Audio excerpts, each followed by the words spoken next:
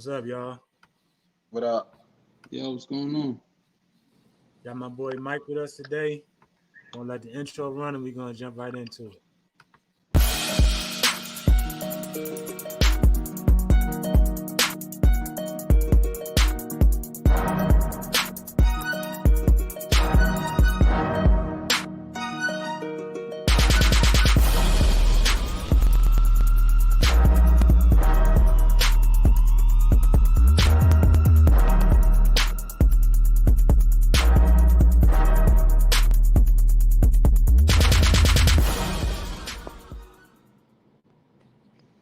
All right, what's up, y'all? We're here, episode 5, Game 7 press conference podcast with KG, of course, and my man Mike Watley. How you doing, KG?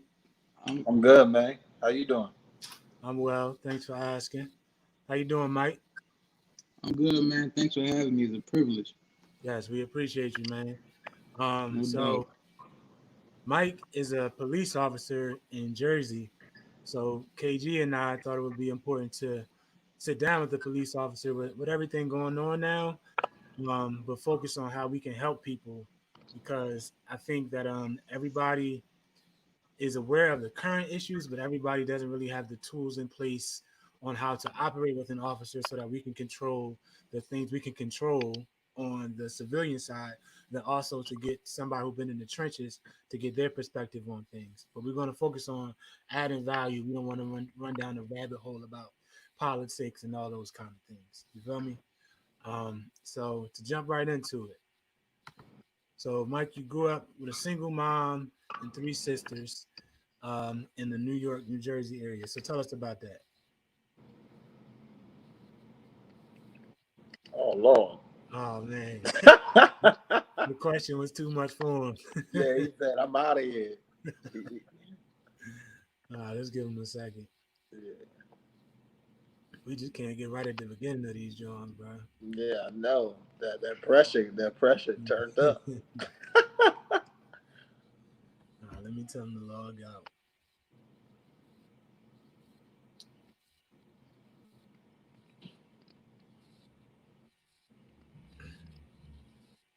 Oh, look, he There back. you go. He back. All right, you good? Yeah, I was still here. All right, we're good. Oh, okay. All right. So tell us about that. I missed the question. What's up? Okay, the question. So you grew up with a single mom and 3 sisters, back and forth between New York and Jersey. So tell us about that.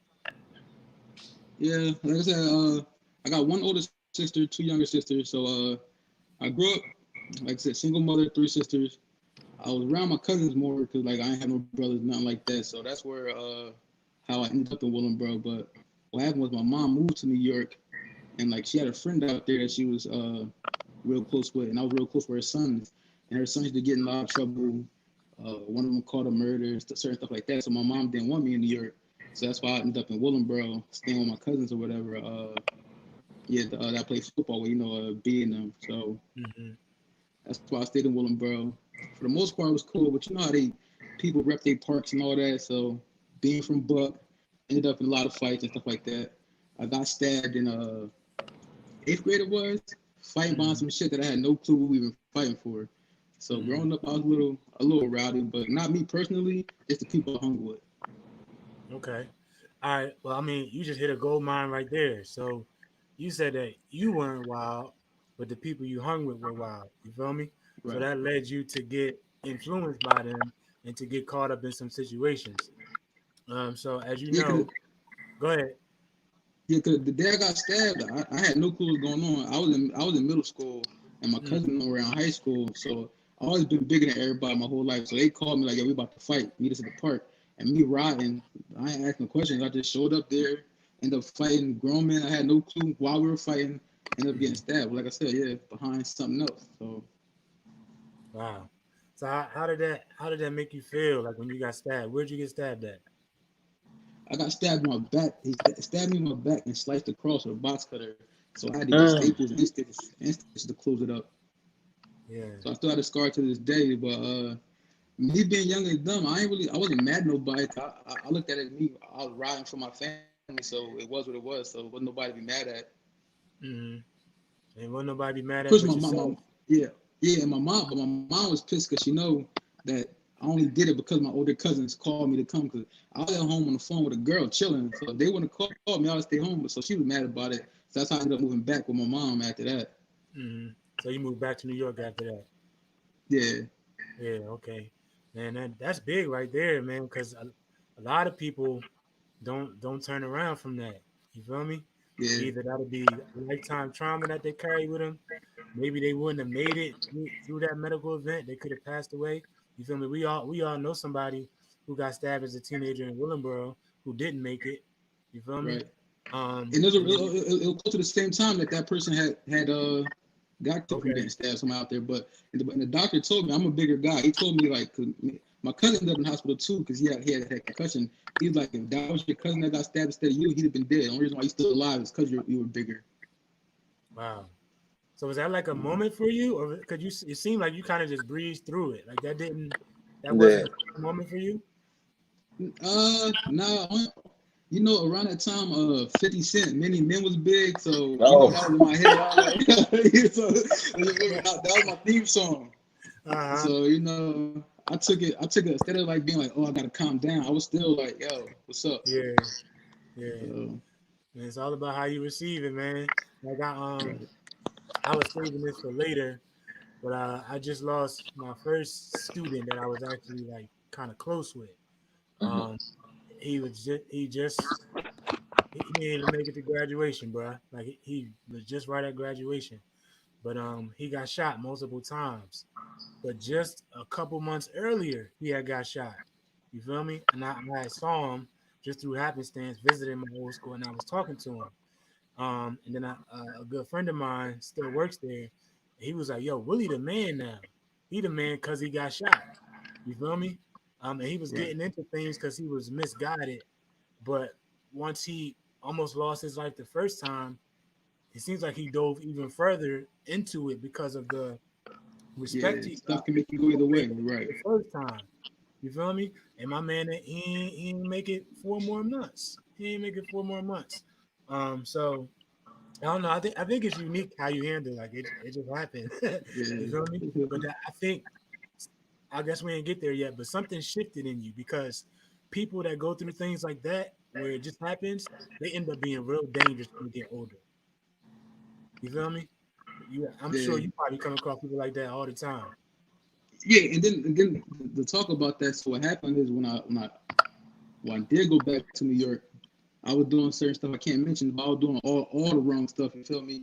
And being up there, and my mom said to me one day, like, cause I'm like, yo, she don't really be like, oh no, you shouldn't do this. Cause my mom looked there while I was doing it, and I always wonder why. Like most moms tell their kids, don't do this, don't do that. But my mom from the hood, so she's like, listen, I'm not gonna tell you. She's like, it's your life. If you do what you do, get locked up, or you do what you do, you be a bum. That's on you. I'm gonna live my life. I'm gonna be good. Like I can't, she's like, Mhm. I can't baby you. I mean, I'm 20 something at the time, like 21. She's like, I can't baby you all the time. Like you gonna do what you gonna do, and that shit hit me hard. I'm like, yo, like. I can't not do the right thing because she didn't tell me to do the right thing yet. You feel me? I'm a grown ass man. So that's Yeah. that's when it shifted for me. Not even getting stabbed, and all the fighting, and all the other stuff. That's when it shifted for me. Okay. All right. So you got a little ahead of us. So My fault. it's all good. So you was in Willingboro freshman year and sophomore year, right? Yeah, And then you moved to Lindenwold, right. right? So No, what yeah, happened? I went to New York. I went to New York. I came back. Then I went to Lindenwold. Okay. So how was it in I, Lindenwold? Like, was your behavior better? yeah, it was way better. I was like how in Willingboro when you miss a certain amount of days you get like back or you don't get no credit. So in Willingboro I never felt anything. I was a good student for the most part. Mm-hmm. But I didn't go to school sometimes, cutting school, doing stuff like that.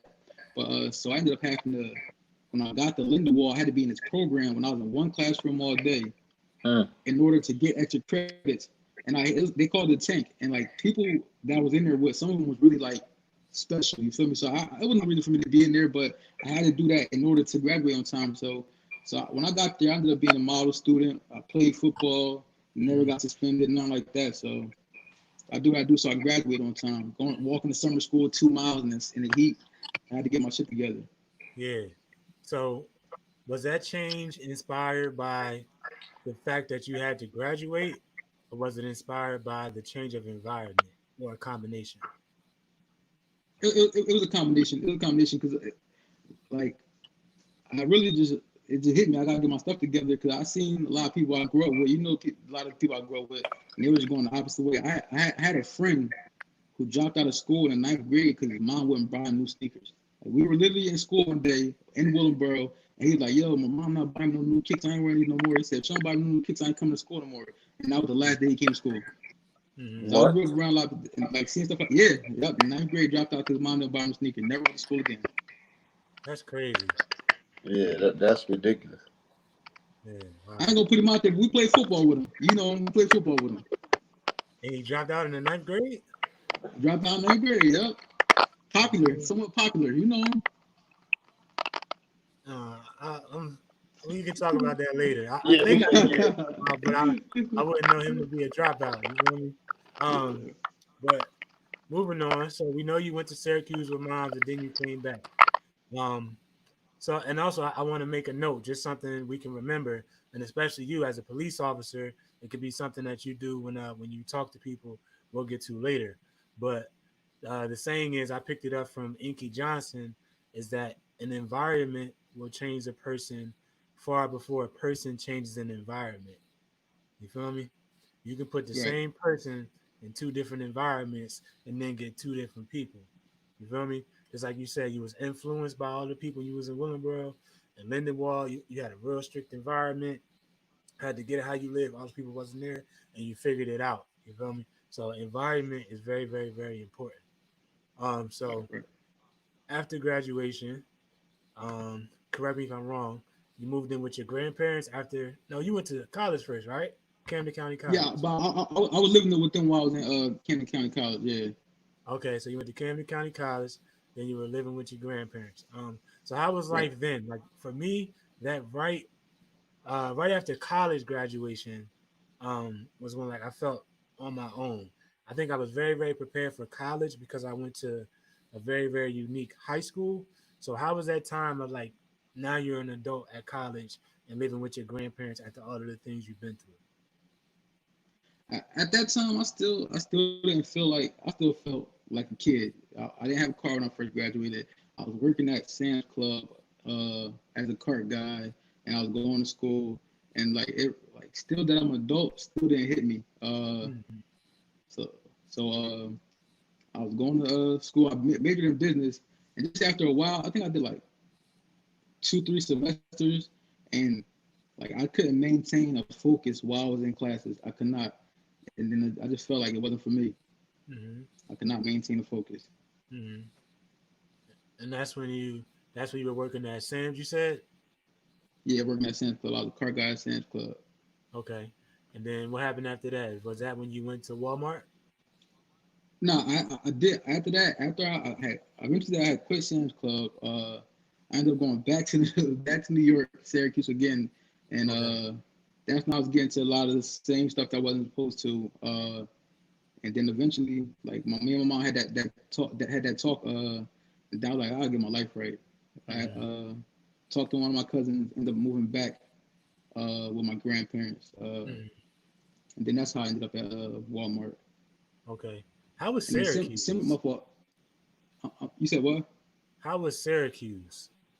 It's while I was up there, I seen a lot of stuff while I was up there. Like I said, my mom's friend, her son's in and out of jail. While I was up Mm-hmm. there, one of the things that made me want to leave is me and my little sister was sitting on the porch. And while we're sitting on the porch, we just see two guys come running through a field.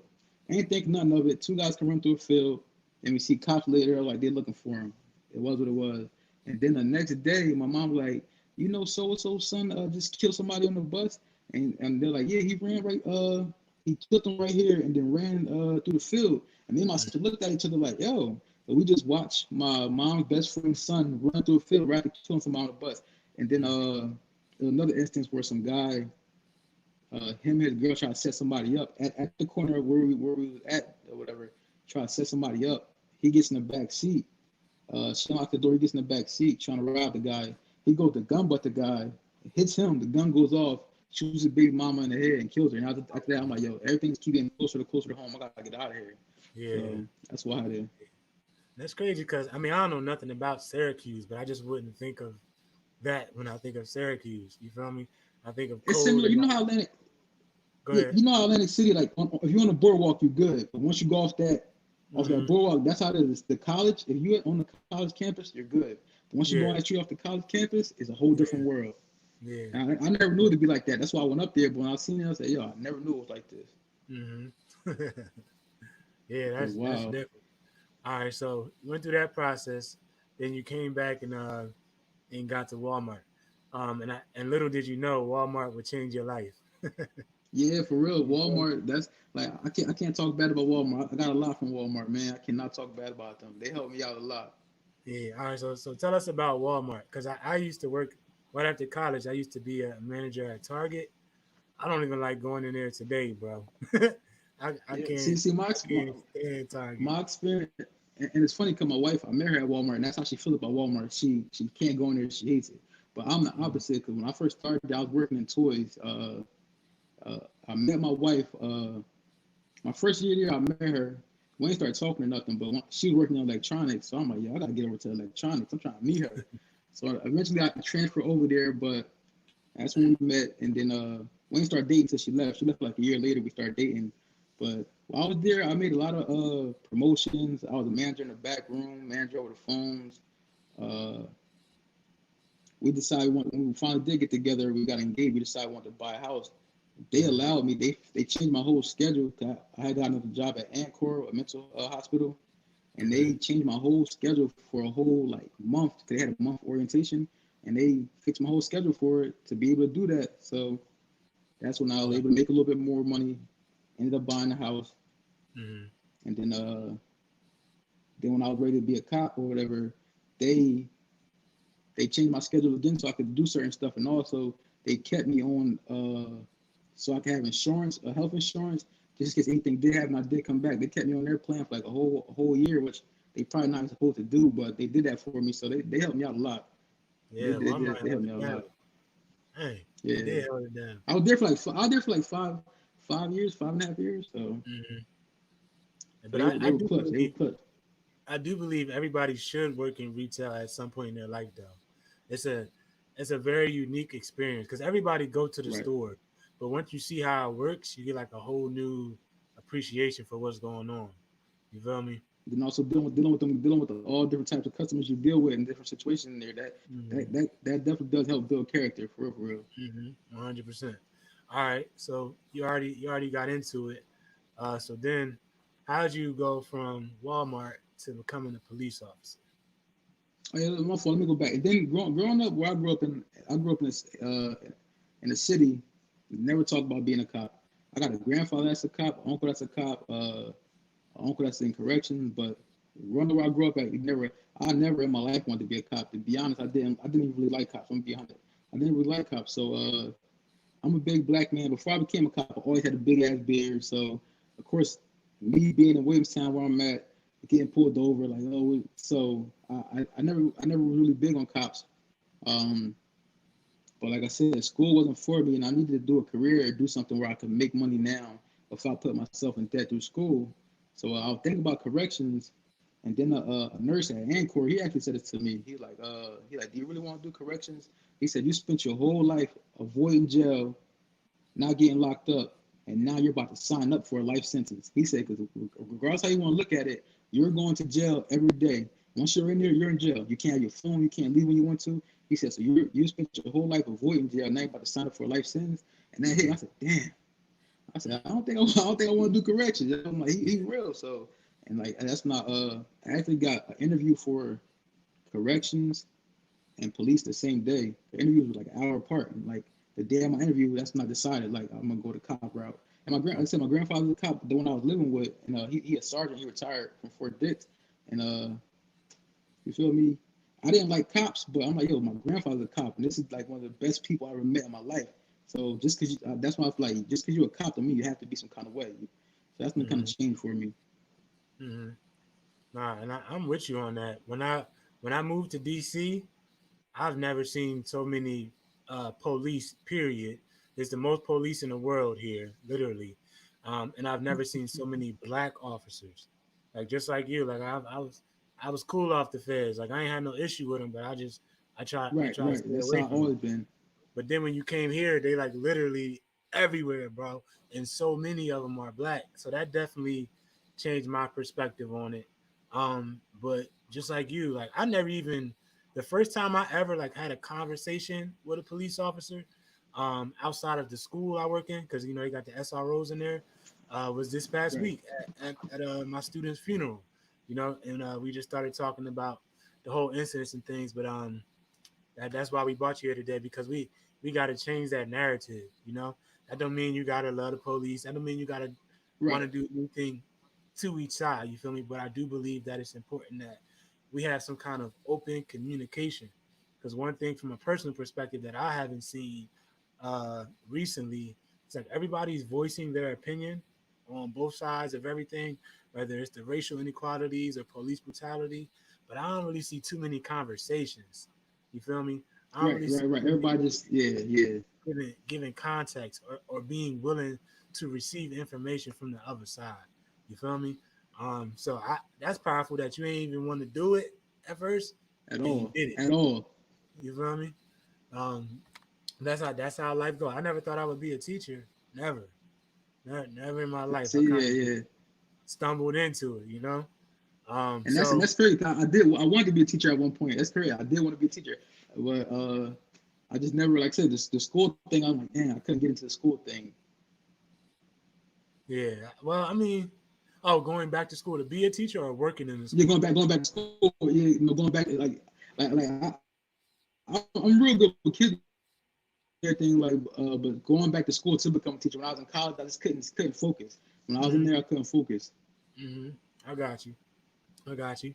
All right. So you said so far you've had a positive experience as an officer.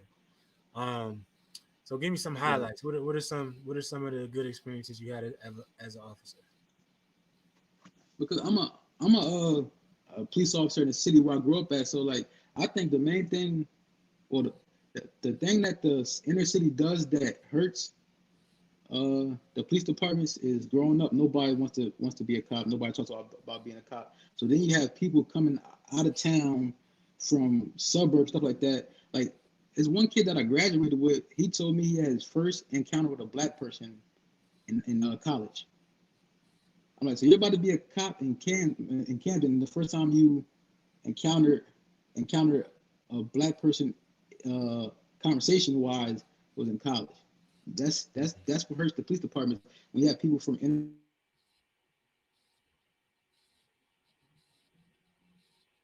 Um, let's see if you click back over. Yeah, I don't know. Getting to the good part too. Yeah, no, look. That when that heat start firing up, you start freezing. He jumped out. Let's see if he logged out. But that's crazy that you an officer. He said you're an officer in Camden, and you never even spoke to a black person until college. You feel me? So you're gonna be College. around, you're gonna be around all black people, Yeah, all black people. and it's a whole new world, bro. Cause that's a whole new Hmm. experience. Like Hmm. you can't connect with them. You can't do nothing. Like all you gonna do is just see what you heard and have the mindset and of what you think about people before you even go in there. So it's already gonna Hmm. wreck And your uh your perspective. hmm. And And one thing I what? would think is like, huh? Go ahead. Go ahead, Oh, KJ. he back. yeah, my fault. I don't know why my joint tripping right now. Oh, you good? Oh, that is his joint. I thought it was Nah, I my think I phone. think it's I me. was on. I'm moving out my Yeah. crib right now, so I'm not even on my Wi-Fi. I'm on Xfinity Wi-Fi. Uh, So I'm using the cheap Wi-Fi right now. it's doing good though. My man got the Starbucks Wi-Fi. But you remember where you was at? Nah, I don't know where y'all lost me. I was just talking about the issue with inner city that people don't talk about. Dang, got him again. Dang, yeah, he gonna have to go ahead and let that LTE work, but gonna have to let that. We gonna have to hop off that Xfinity. But you remember what you were saying, KG? Now I'm just saying that skews your perspective because when Mm-hmm. you're thrown into That, a Yeah, yeah. situation that my you bad. haven't interacted with Now, somebody basically, from just the college, issue I was saying is that having people that's from the suburbs coming to inner city to police, and they have no clue how to relate to the people that they're policing. That's a big issue. Mm-hmm. And where else is that an issue? I'm That's sorry, with very that, important. That's very important to society. It's another area where that's a big issue. that respect.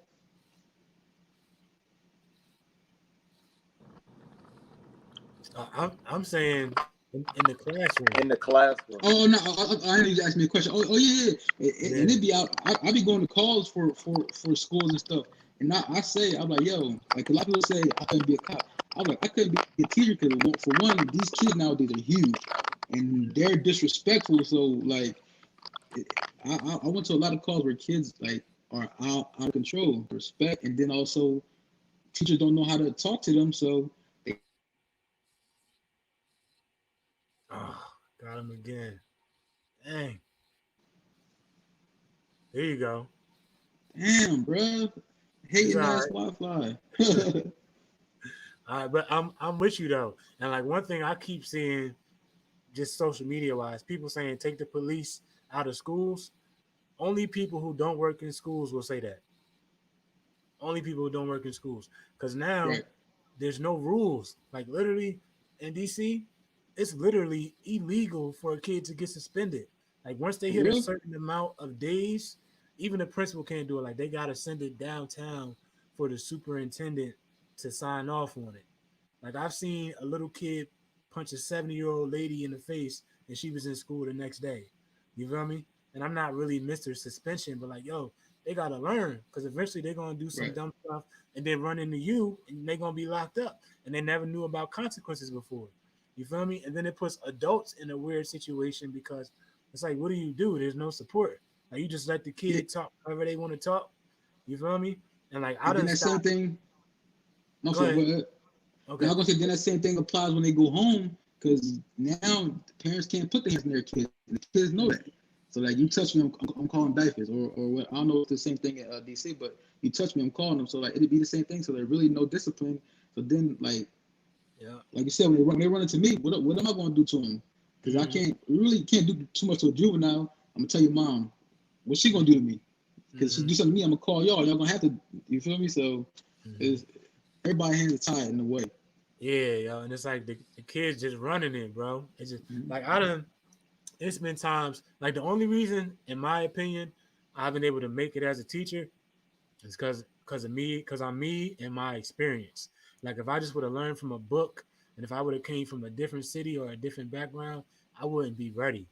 Like there's so many by the book rules like that I have to break just to make it. Cause like when nobody's supporting me and the kid who's been going crazy, cussing everybody out, fighting and all that, and nothing happened, I'm gonna have to shut it down, bro. I'm gonna have to Right, shut it. right, right. Or I've had to like hold kids until the police got there because they were having an episode and everybody else trying to follow the rules and like he got a scissors trying to get people. Like it gets really really crazy. Right. But what I also do notice is that, and this is where we got to change it. When the police do show up in those episodes, the kids get worse.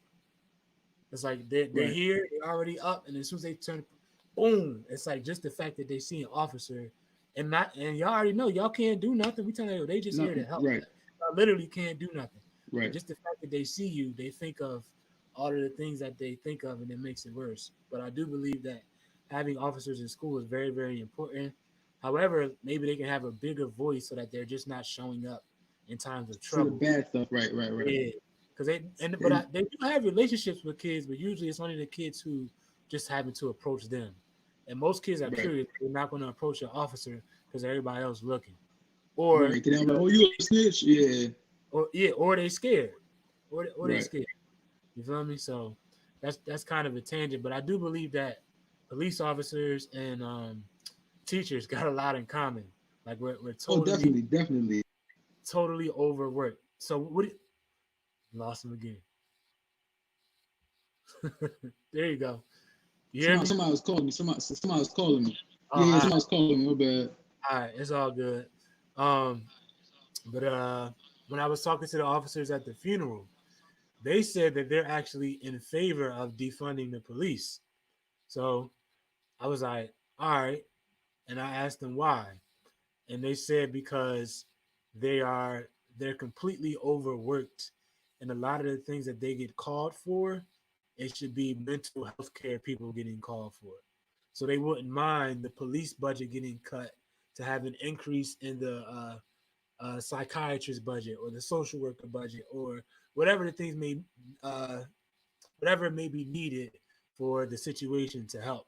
And they really highlighted non-violent domestic abuse situations. And I never noticed they said that domestic abuse situations are some of the most dangerous situations, which makes sense because it's all the emotions involved, and it's enough when you go in the world with your girl, you go in the world with your man, that's enough. And then you got the legal situation showing up on top of that. So what do you think about that, the whole defund the police narrative that's going on right now? Oh, now I can't hear you.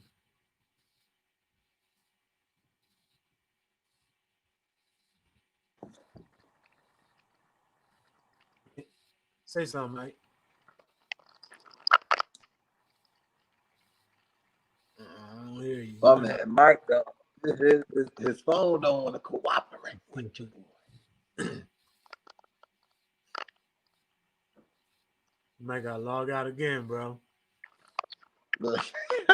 You the sixth man. He in and out the game. No bull. What you think about that, KG? I saw your face. Nah, but that's pretty interesting that you said that, Malcolm. To hear like police say like, yo, like, we need to be defunded because this is hard work. Like, and not even because it's hard work, it's because they realize that other people need to be in the field. You know, and it's curious to see because that's one of my biggest questions. Obviously, when we get Mike back, he hopefully talking. One of the biggest questions that I want to hear is, just the opinions around the officers about things that go on, and sometimes it's hard to find people who are willing to talk about that. Mm. So that's something that I'm really interested to hear his opinion. Because just like you said, like you had good dialogue and with the officers you have. So now, amidst of all the protest and fight for justice, it's now we're starting to see the shift and some police like finally stepping up and having the courage to talk. Because just a few short years ago, it was like complete silence. Like you could never, get a police officer, especially like making an official statement like that. So, it's definitely cool. Like I want to say cool because it's tough to have conversations, right? But I definitely think it's needed to have these conversations because at the end of the day, even with, it's not all of them, right? It's not all of them. So I think it's dope that we have, officers who are willing to step up, willing to talk about the things and show that they not with it either. So I think that's pretty dope. Mm-hmm. But he back. Let's see if he working now. Y'all hear me? Yeah, we hear Oh you. yeah, we good. We good. Oh no, I did to what you were saying about a lot of the mental jobs we go to. I feel like I have an advantage there because I did work at Ancor for a couple years, so I know how to deal with them. But a lot of people don't know how to deal with that, so that's another issue. But I'm not the only thing I'm not with defunding the police because listen, we are needed, and I just feel like it should just be more training for certain situations because everybody's not gonna have more life experiences that they can relate to somebody on drugs or somebody that sells drugs or somebody with a mental illness. So I just feel like there should just be more training on those issues because in the academy you get a little bit of training, but it's not enough. Cause a lot of stuff some stuff you need to deal with to be able to know how to deal with it. Because they give you a little bit of training in a certain scenario, but every scenario is not going to be like that. So I How think long that's a is the big part training of it. process? You heard me? I can't hear you. How long is the training process? Oh, shit. Can you hear me?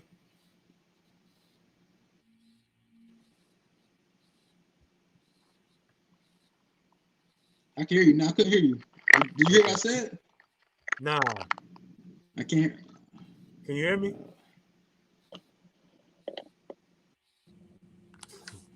Xfinity, boy. Can you hear me now? Yeah, Oh that's my much better gosh. too. That's way better. Oh, My man on that Xfinity, boy. these officers That saving us.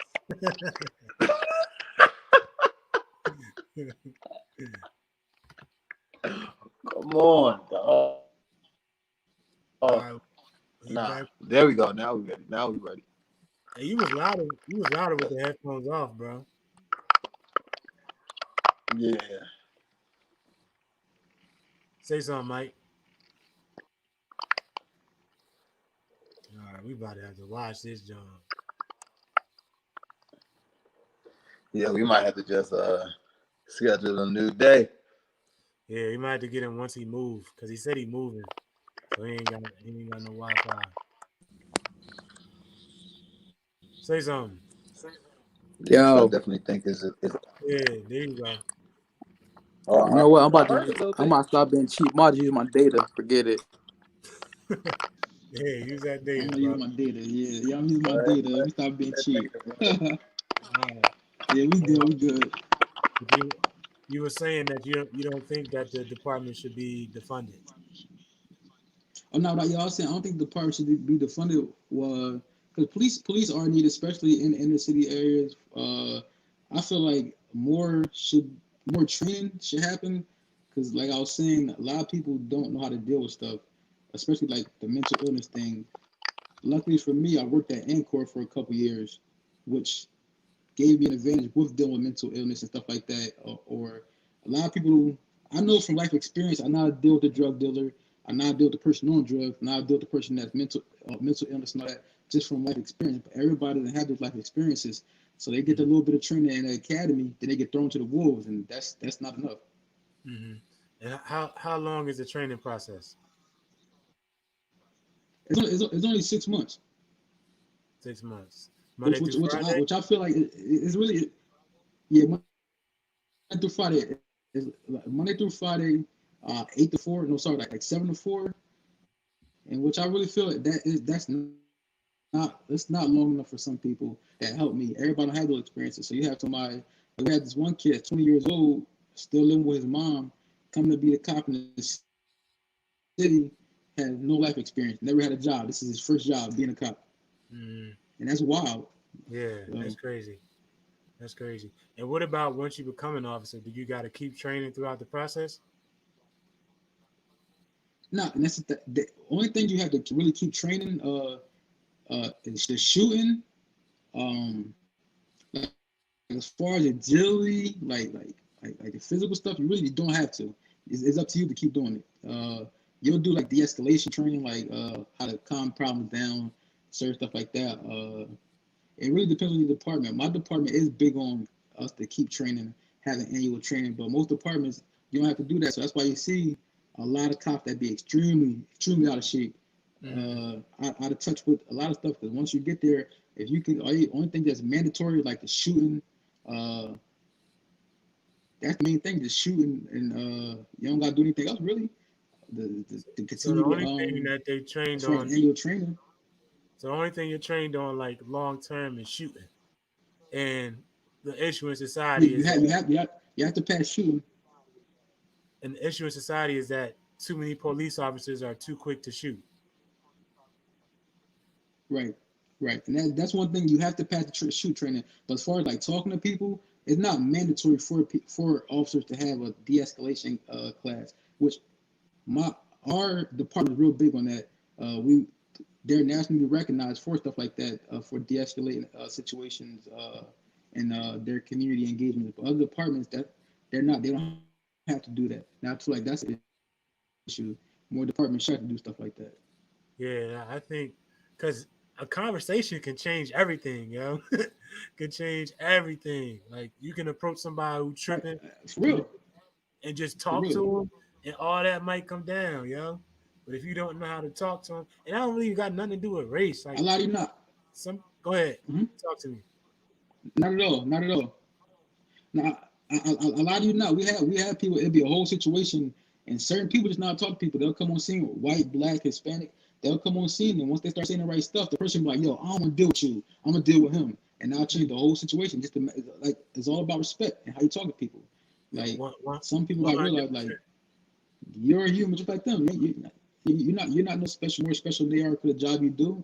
And Mhm. some cops take that badge to heart and they feel like that put them above people. And that's what made me not like cops when I was growing up. Cops like that. Mhm. They feel like they have the badge on that put them above people. You feel me? Mhm.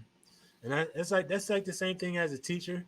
Like every year, no matter what school, no matter what grade, my classroom turns into the classroom where everybody comes to when they get kicked out of the class they're supposed to be in. You feel me? And so many times, like just in the hallway, I'll see situations that could be easily alleviated if you would just talk to the kid. Like who cares about the rules? Like, for example, one of the rules at the school I've been worked at the past couple of years is the kids not allowed to wear hoodies. They can wear only gray hoodies, like certain colors, right? And if you got a black hoodie and the Right. logo too big, that's against the rules. I ain't gonna say nothing to you, bro. It's not an inappropriate hoodie. Come on, let's go get this work.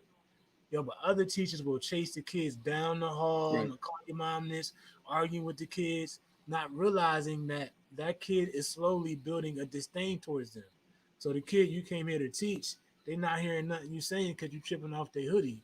Yeah, that's against the rules, but I guess it comes down to the environment. Like, yo, what you You hear wearing? me? I can't hear you. It cut off. Oh, you Can't hear lost you. me. Oh man, can you hear me, KG? Can you hear me? I can hear you. That's him tripping. Uh, Yeah, You that's still his see me though? phone. I But can't hear yeah, you. I think we might yeah, have to. we see you. Yeah, I we see you, but might I can't have hear to you. reschedule this joint. Go ahead, KG. Yeah, we might have to reschedule for because this is definitely a conversation we need to hear, like have. You know what I Yeah, mean? I'm gonna text him. Um, All right, well, let's close it out, then I'll talk to him. So, what do you think, though? I do agree that, and we just now getting to the part that we got to talk about. you said what? I said, what do you think? I agree. We just now getting to the part where we got to talk about it, but now we keep losing it. But what do you think? What do you Yeah, think? for sure.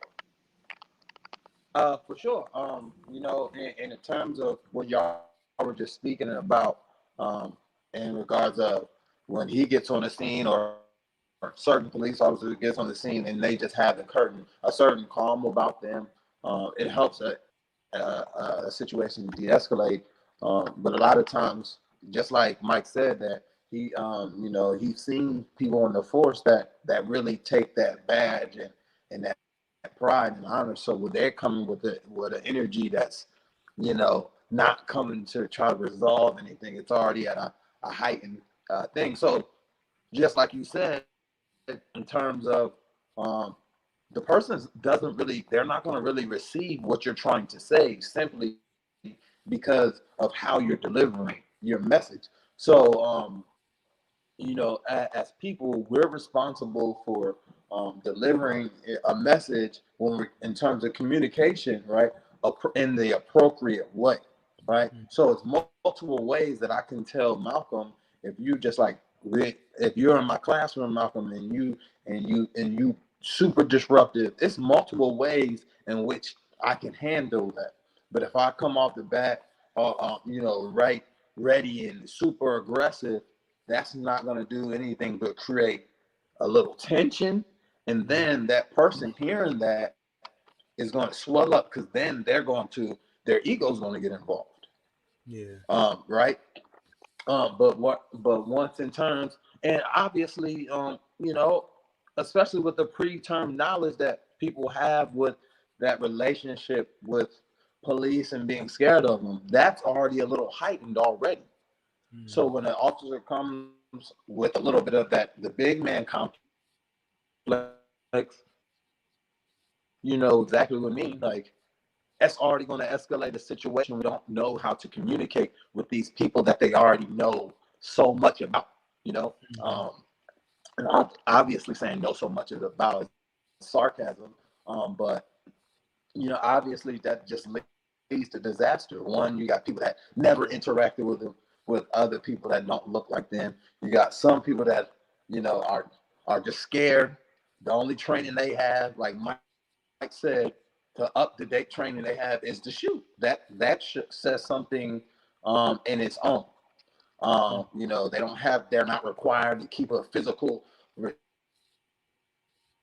limits. They're not required to have any social emotional learning type things. Obviously, as Mike said, his unit, his department, they're required to have that, right? So obviously, it shows that it's not everyone. And if you put the effort to show, like, yo, like we really can end this. So, yeah, the combination. I'm big on fear leads to hate. No, fear leads to ignorance, and ignorance leads to hate. And to me, that's something I think, very highly of. You scared of Mm-hmm. something because you don't know what it is. Now you don't know what it is, so you gotta hate it because it's not like you or not like anything that you've seen. So you already coming with a situation with um, an attitude about you before you even give anything a chance, and it's sickening to see, you know. And then obviously the people on the other side of it, sometimes things can be handled a little better, but most of the times a lot of people just stop and they get slammed on the ground for no reason. But I definitely think we need to redo this episode because there's a lot of good dialogue that have come from it, a lot of lessons that we can kind of talk to and just have a conversation because it's intimidating walking by a police officer, like just not even on doing anything crazy. And that's just because that's how I was, how I program myself to think. Like be alert when you see a police officer type deal. Even if I know I don't got anything on me, anything, I could just be enjoying my time. That's just kind of how we're unfortunately we have to operate. And you know, obviously it's going to take a lot to get changes, but like you said, some conversations are the start, and true conversations, not just shouting matches of exactly, not just shouting matches just because you're frustrated and you want to be heard. Obviously it's going to be frustrations. Obviously, it's going to be a lot of tears. It's going to be a lot of it, but that's that comes at the conversation. That comes at the price of conversation that we need to have. Like we got to be able to come together and talk without, you know, having such butting heads. Somebody got to listen. Somebody, and then we can try to find a common ground. Yeah. But like you said, I think a lot of it is right now is sometimes a lot of people are so angry that whatever side you're on, when people get angry and their emotions get super into it, which obviously is good to be passionate about for what you believe in, but a lot of times your reason goes out the way. Um, so obviously I'm passionate about seeing things change too, but I also got to realize that I got to be reasonable in the way I uh, go about communicating and listening and learning because I'm still learning about all the cases that's going on now or learning about things like that now. So I listen, um, I read, and when the opportunities to have conversations, I like to jump in on them because that's what's going to help it out. Mm-hmm. Um, and let's. I see a good question. Let's respond to this before we close out. What? So the question is, what are your opinions on providing bias and judgment trainings prior to even applying to the police force? Um, for the police, I think that would be dope. But I'm not a police officer. but it made me think that teachers, like number one, so well, I don't think a lot of people realize that schools today are more segregated than they were. Are you typing? All right, make all that noise. You not? Oh, schools today are more segregated than they were during segregation, right? And I think it's like just over 40% of Black and Latino kids go to schools where 90% of the kids are Black and Latino, right? So it's like, you know how people say, oh, that's a white school or a Black school? Like, it's not really a figure of speech all the time, you know? And I see a lot of educators struggle because they're in an environment that is so new. So it may not necessarily be that they have personal bias or personal judgments, because they may not even know until they get in the environment.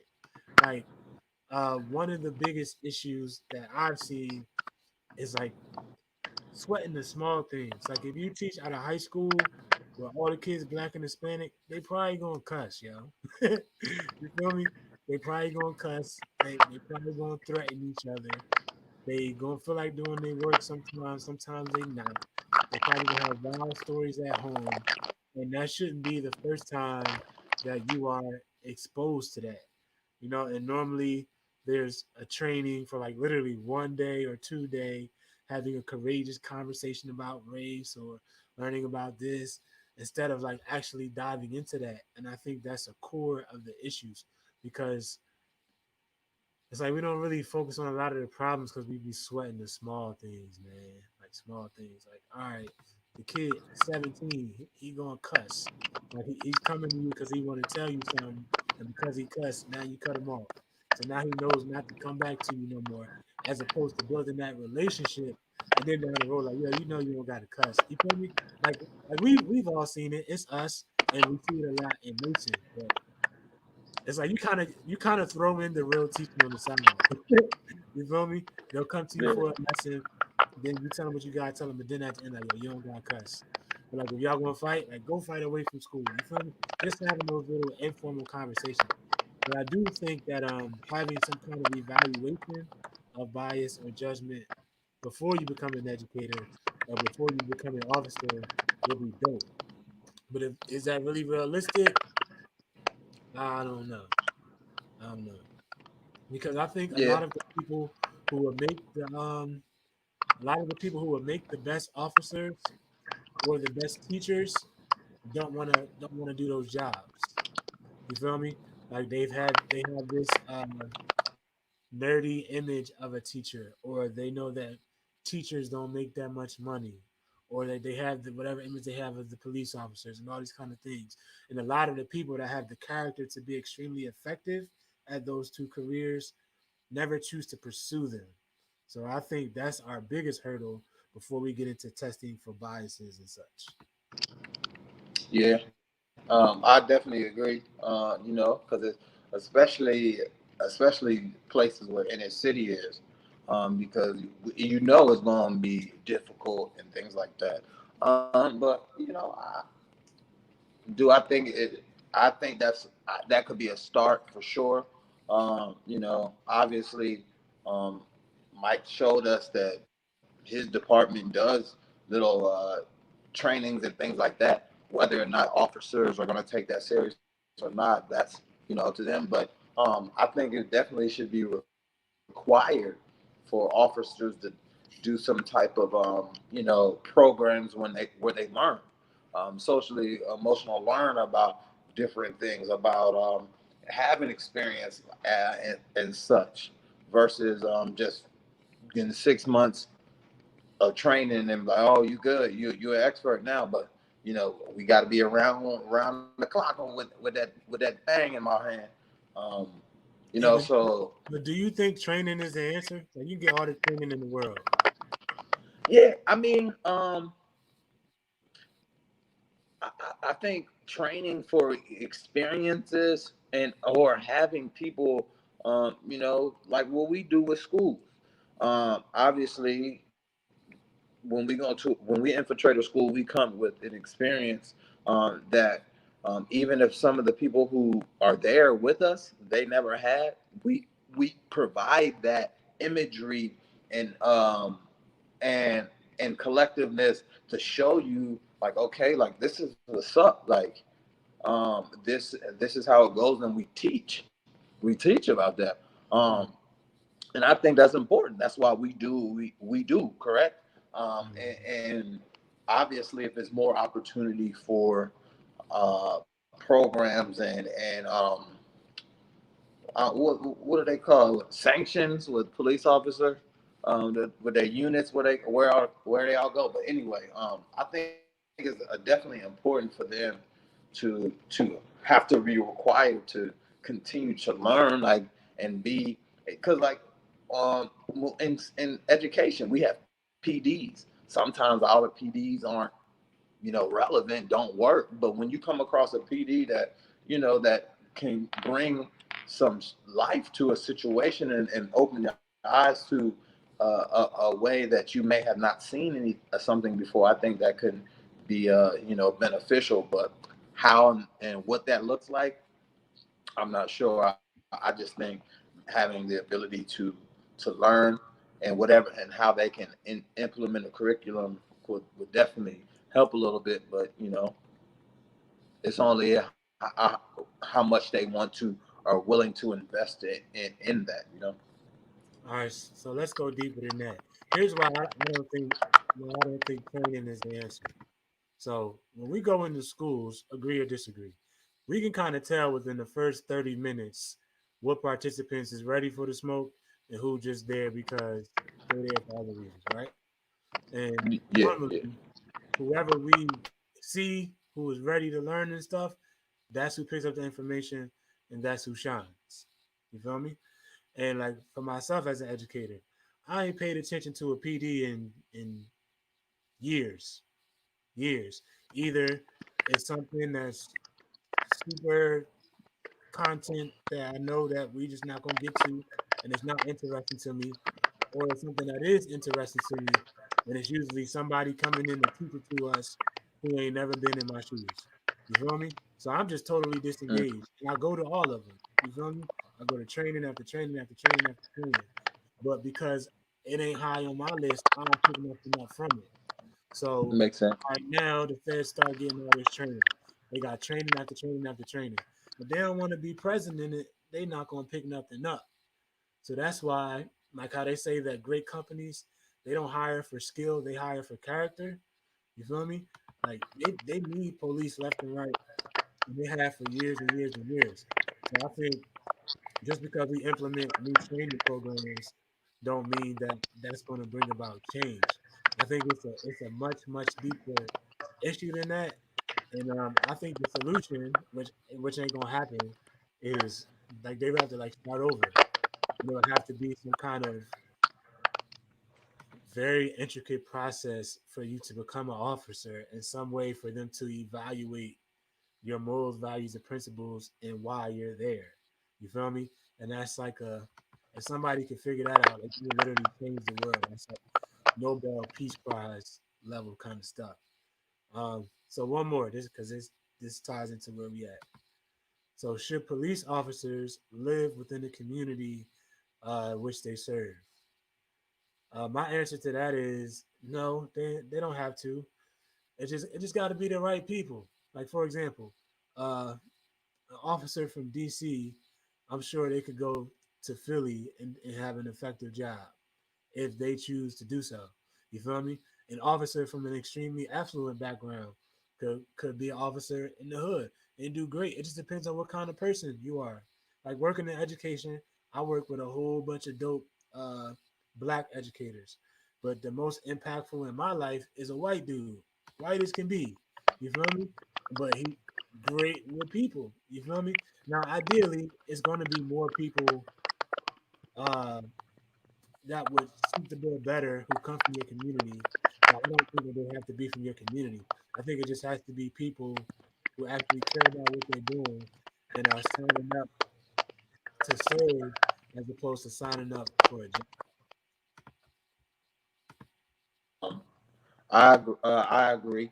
I don't think you need to live in the community to be effective. I think you just need to um, be aware of be aware and have knowledge of the community. Know how to connect with people inside the community and things like that. Just like you said, there's plenty of people who live in certain places and commute to work. Um, and they still get the job done. I think it just comes ultimately down to how much that officer wants to dive in and really care about the community that it wants to serve and protect, rather than kind of having this I'm here as an intimidation factor. You're going to respect and fear me, wanting and trying to demand that you, just like people, you demand the respect for people. You got to earn that, and it's when you walk around with your chest puffed out, that's already going to be kind of a disadvantage, because you're already not allowing people to see the real you, because you're just walking around with this "you can't mess with me" attitude. So it's already going to be a little standoffish. So when you know the people around the community and understand the people around the community, um, one, it'll be easier for you if you ever get into a situation to de-escalate, because you have relationships, and you're talking to people as if they're a human. You're handling situations as if they're human and just not an object or a thing. So just like you said, it comes down to if that person decides to be a good person or not, and you have a greater good in your heart versus trying to be a big dog. Yeah, I'm with you. And I think that two things they could do now, like two action items they could do, is the number one, make it harder to be an officer. Like bring the training and stuff, but like you have to pass and you have to keep going. Like you're not going to continue to be an officer if you don't want to go through that. You feel me? It will have to be an important part of your life. And then also, I know like they got the same laws we got, but make the consequences more severe. Make sure they're warranted. Like they should be able to speak their piece, because I also think that people don't give, like when you're a police officer in the middle of a shootout, or you trying to deal with a situation and you got 80 people around you, like that's not a normal state of mind to be thinking in. You feel me? Like hypothetically, a taser can go off and you could think it's a gun. If it's 100 people around you and you getting punched in XYZ, now you shouldn't have that job as an officer if you're not ready for that. But I do think that a lot of people don't give the context of the moment uh, the credibility that it deserves. You feel me? Once again, not an excuse, because they should be prepared for that. But Mike told us that they don't get trained for that. So we just got people out there. The only training they get is to shoot. You feel me? So I do believe that if they require the training up to a point to where I know you're only going to do this if your heart is in it, and then probably pay them more, yo. Like if you pay them more, you demand the training and give them consequences to where they can defend themselves. You will have a different kind of person that can make it, as opposed to 20-year-olds who still living at home with their mom and don't got no life experience out here with a gun trying to police the community. Feel me? Yeah, I agree, for sure. Because just to go right before we end this, I got a little experience I was living in California. This was when I was with the Niners. In the car that I had dark tint, and I was actually riding. Trevor was there visiting me for the weekend. We was gonna get something to eat. I seen the car. I seen when I was pulling up. I was already stopped at a light, and he was over there.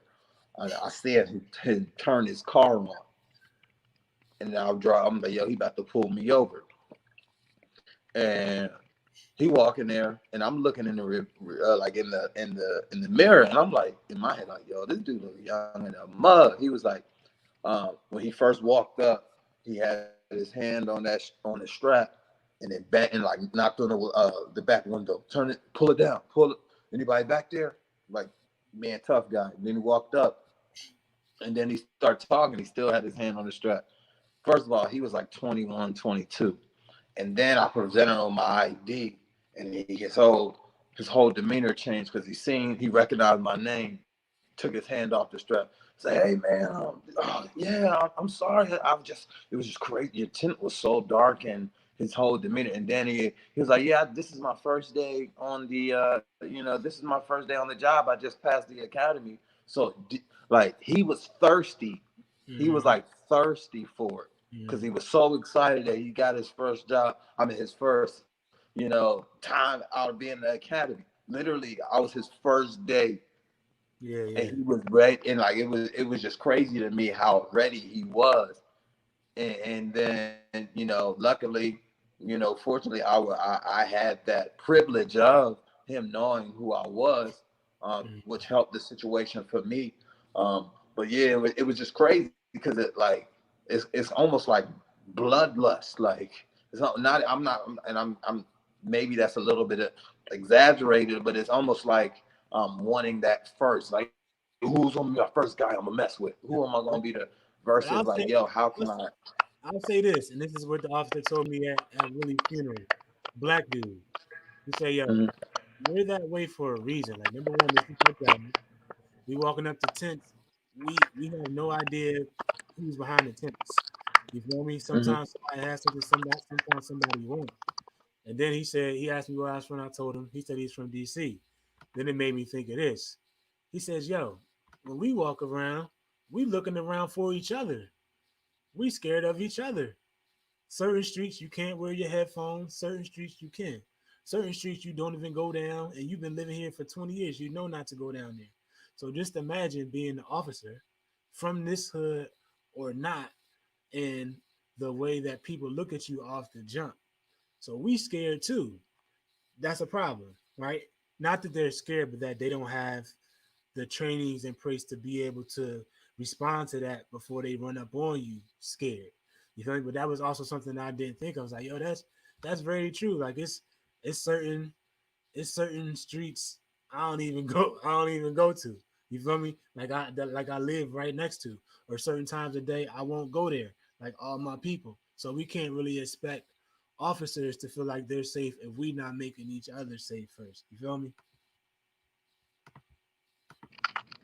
Yeah, it makes sense. It makes sense. Yeah, but let's table it for when Mike come back. I would love to hear what he got to say about it. All right, so the next one we got our first intern this Sunday. Nice one. All right, y'all. So appreciate y'all for watching, and Mike appreciate you too. We'll reschedule so we can continue the conversation. Get that move right so you can get that Wi-Fi, brother. All right, peace out, bro.